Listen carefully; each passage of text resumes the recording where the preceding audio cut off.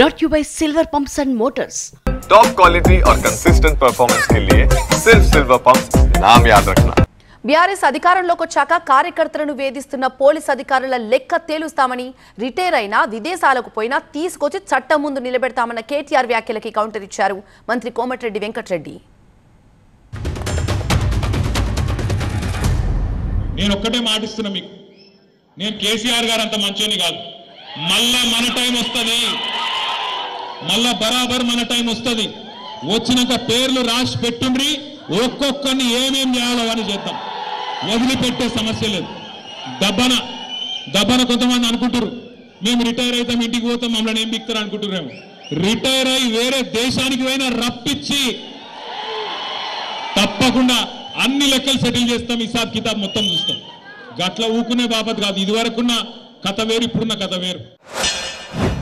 విదేశాలలో దాక్కున్న పట్టుకొస్తామని ఇదంతేంటంటే పగటికల్ని అంటారు చూసినామా, ఆ విధంగా విదేశాల్లో దాచిపెట్టింది ఎవరు? ప్రభాకర్ రావు గారిని.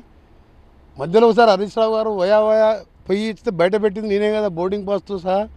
అరే కేటీఆర్ అమెరికాలో చదువుకున్నాడు, ఇంత జ్ఞానం లేదా నీకు? ఎట్లా నువ్వు ఇంకా పగటికల్లు కనుస్తున్నావు ముఖ్యమంత్రి అవుతావని చెప్పి, నువ్వు గవర్నమెంట్ వస్తుంది విదేశాల్లో పట్టుకొస్తావని. విదేశాలకే రేపు మా ప్రభాకర్ రావు వస్తే మీరందరూ లోపడినే కదా, 5-6 ఏళ్ళు పడుతుంది బెయిల్ రావాలంటే.